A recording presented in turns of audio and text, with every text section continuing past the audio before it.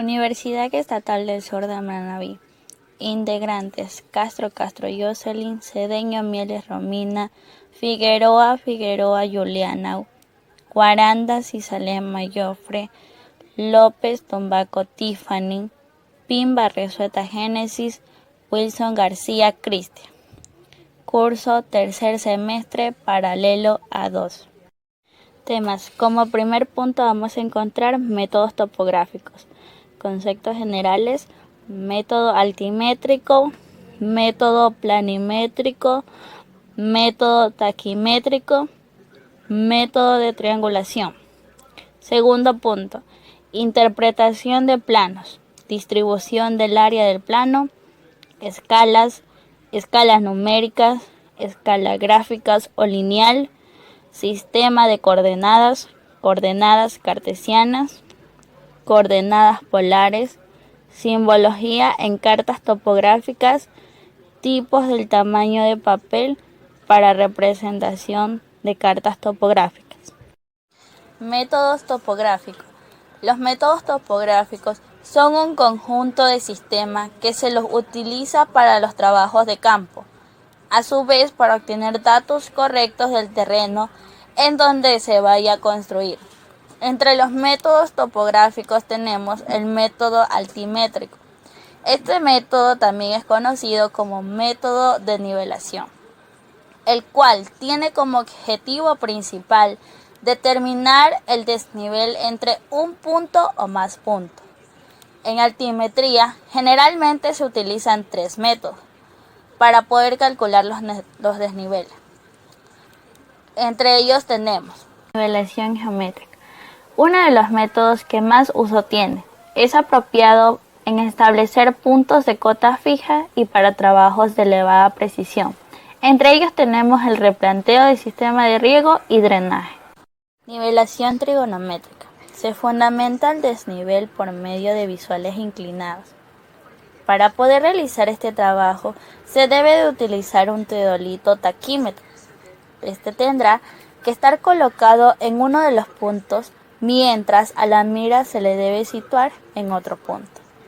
De esta manera se va a determinar la lectura de los 3 hilos, hilo superior, medio e inferior, que se proyectan sobre la mira. De la misma manera el ángulo vertical, debido a la inclinación del anteojo con respecto a su posición horizontal. Nivelación barométrica. La nivelación barométrica es la que se fundamenta en la variación que experimenta la presión atmosférica, debido a la diferencia de altitud de los puntos que se estén considerando. Cabe recalcar que este método es un poco incierto para calcular los desniveles. Método planímetro. Es un aparato de medición utilizado para el cálculo de áreas irregulares. Este modelo se obtiene con base en la teoría de integrales de línea o de recorrido. El método taquimétrico es el proceso topográfico que determina en forma simultánea las coordenadas norte, este y costa de puntos sobre la superficie del terreno. El método con teodolito y mirada vertical. Esta se basa en la determinación óptica de distancia en el proceso de coordenadas polares a rectangulares y en el cálculo de nivelación taquimétrica.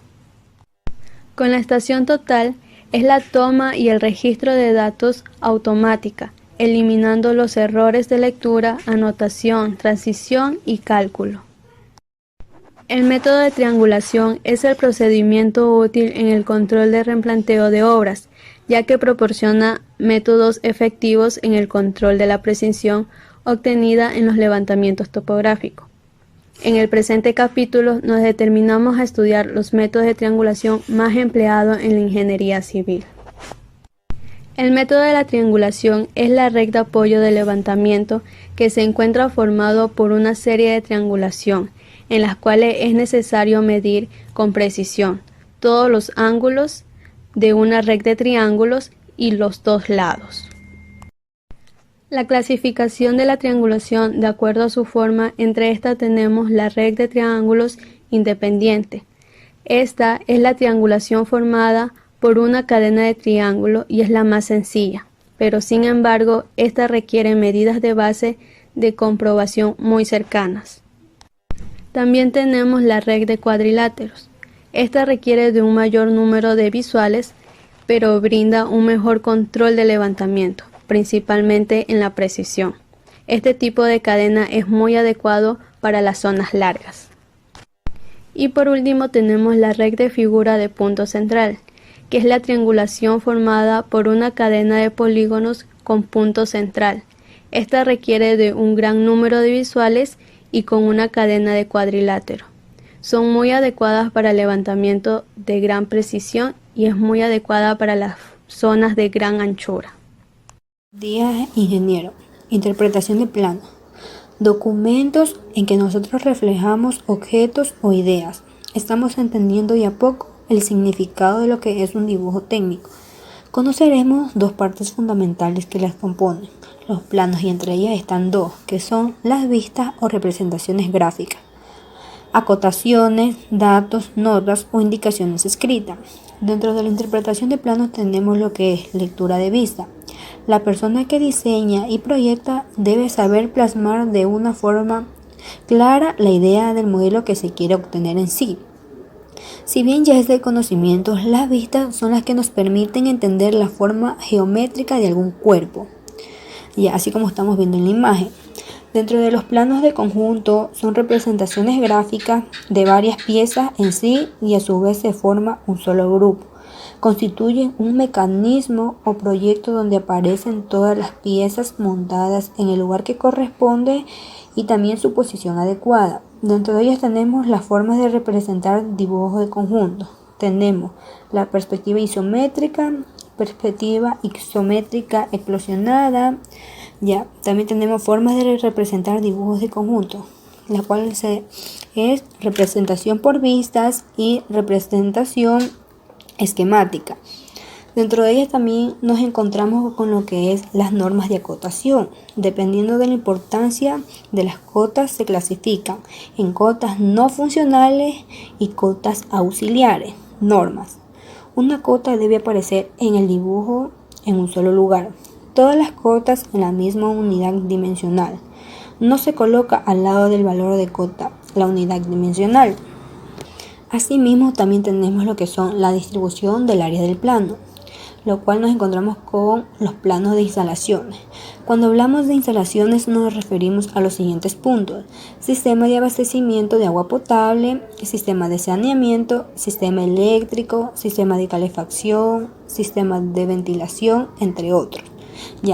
Cuando hablamos de estos abastecimientos podemos referirnos, por ejemplo, a los planos de abastecimiento de agua potable, ya que nos dice que es en el cual se va a especificar cómo se llevará a cabo el abastecimiento de agua potable. Asimismo, cada uno de estos sistemas tiene un concepto diferente. Por último, quiero recalcar lo que son detalles constructivos, que dentro de ellos los detalles constructivos son unos planos donde se muestran diferentes tipos de detalles de la construcción. Muchas gracias. Escala. La escala se trata de una sucesión ordenada de valores que tengan la misma característica. La escala de una unidad refiere a la medida a la hora de reducir o ampliar algo para que su representación física o dibujada sea más fácil de interpretar. Por ejemplo, un edificio gigante necesita un modelo a escala más pequeña para que los indicar mejor su geometría. En otro ejemplo sería una pequeña pieza de un motor de automóvil donde se debe maximizar con un plano con sus respectivas proyecciones a fin de poder confeccionar sus características. Por otra parte, una línea recta que divide en partes iguales y permite representar kilómetros, metros y otras unidades. La escala es representada más comúnmente por una línea escalonada o recta en la que cada escalón o segmento de recta representa una unidad, como centímetros, metros, kilómetros y estas escalas son con el propósito de recrear dimensiones proporcionales a un plano o mapa. En física, la escala es una graduación utilizada en diversos instrumentos para posibilitar la medida de una magnitud. La escala de Richter o la escala de Mercalli permiten clasificar la magnitud de un terremoto o sismo. En dibujo conocemos tres tipos de escalas que son llamadas la escala natural, escala de reducción y la escala natural es cuando el tamaño físico del objeto representado en el plano coincide con la realidad. Existen varios formatos realizados en los planos para procurar que la mayoría de piezas que se mecanizan estén, o sea, a escala 1:1, es decir, cuando se dibuja las mismas distancias y las mismas medidas en un plano que en la vida real. Se utiliza el tamaño físico del plano cuando es menor que la realidad.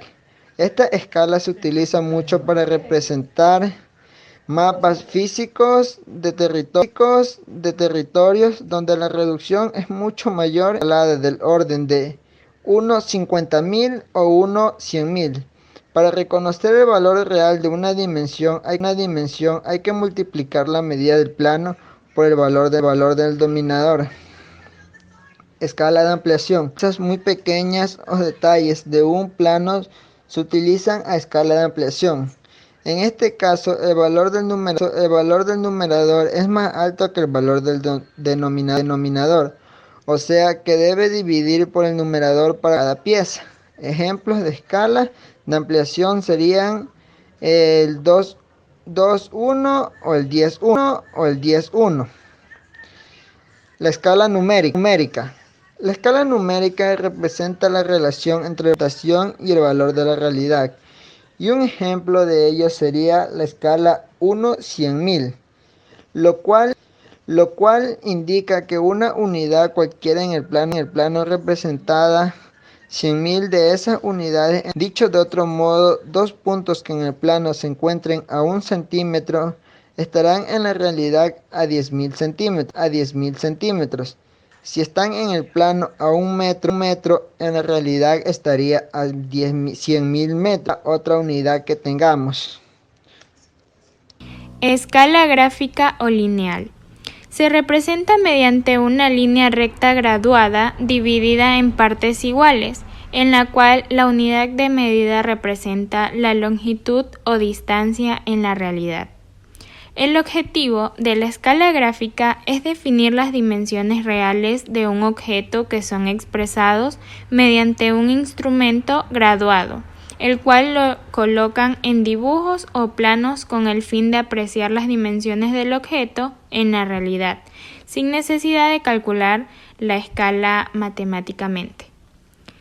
El método con el que se realiza una escala gráfica se basa en determinar el valor de la unidad en esa escala, es decir, para que la escala gráfica tenga un tamaño adecuado, es conveniente elegir bien la unidad en la que se va a desarrollar el mismo.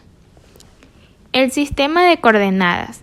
El sistema de coordenadas es el conjunto de valores que permite definir únicamente la posición de cualquier punto de un espacio geométrico. Existen varios tipos de coordenadas, como es el sistema de coordenadas cartesianas. Esta está formada por dos ejes que está localizada en un plano y ayuda a localizar sitios en los mapas o en los mismos que hablamos de los planos. El sistema de coordenadas polares. Este es un sistema bidimensional en el que cada punto del plano se determina por una distancia y un ángulo. Las coordenadas cilíndricas. Esta nos permite definir la posición de un punto del espacio. Y las coordenadas esféricas, esta nos ayuda a identificar un punto en la superficie, indicándonos su latitud y longitud.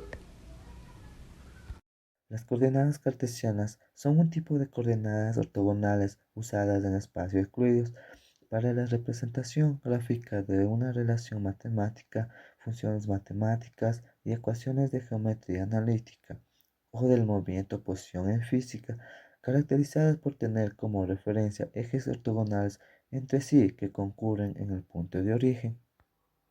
El punto de intersección de las rectas, por definición, se considera como el punto cero de las rectas y se conoce como el origen de las coordenadas. El eje horizontal o de las abscisas se le asigna los números reales de las x y y. Al eje vertical o de las ordenadas se le asignan los números reales de las y. También tenemos el que es el sistema de coordenadas polares. Las coordenadas polares o sistema de coordenadas polares son un sistema de coordenadas bidimensional en el que cada punto del plano se determina por una distancia y un ángulo. De manera más precisa, como sistema de referencia se toma un punto cero del plano, al que se llama origen o polo, y una recta dirigida o raya o segmento que pasa por cero, llamada eje polar equivalente al eje de X del sistema cartesiano. Simbología en cartas topográficas. La simbología en cartas topográficas debe ser precisas posible. En las cartas topográficas se deben considerar los siguientes aspectos de la simbología. Como primero tenemos las aguas, se muestran en azul. Segundo, vegetación verde. Tercero, accidentes provocados por el hombre distintos en las carreteras negras. Cuarto, la carretera se muestra en color rojo. 5. La curva horizontal se muestra en marrón. Le vamos a indicar, como podemos ver en la imagen, los símbolos de las cartas topográficas. Tenemos lo que son las curvas de nivel aproximada, relieve mediante sombreado, farallones, riscos y acantilados, torrentes de lava, dunas, zona arenosa, zona de grava, diques o sedimentos de glaciares, características topográficas especiales debidamente indicadas y desfiladero. Vamos a hablar una de ellas. Les voy a hablar curvas de niveles. Suelen ser por una línea de contorno, que es una línea dibujada en un gráfico que conectan todos los puntos con la misma altura y cada vez que dibujan una cierta cantidad de nivel del terreno. Esto se dibuja en cada 5 líneas de contorno, más primeramente que otras curvas de niveles. En el caso de que el nivel del mar existen diferentes escalas y la presión depende de estas escalas y del tiempo de recolección de datos. Tenemos las curvas de niveles aproximadas, línea imaginaria que une los puntos con la misma elevación con respecto al nivel medio del mar, cuyo trazo es aproximado debido a la falta de información, lo que son las sombras y la vegetación. El tipo del tamaño de papel para representaciones en cartas topográficas.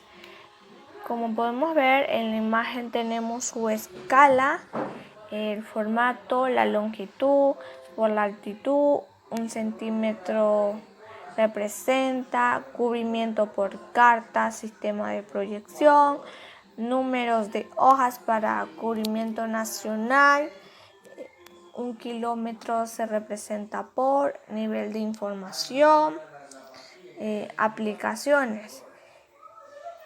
Se podría decir que este es el tamaño de papel para lo que es representaciones cartográficas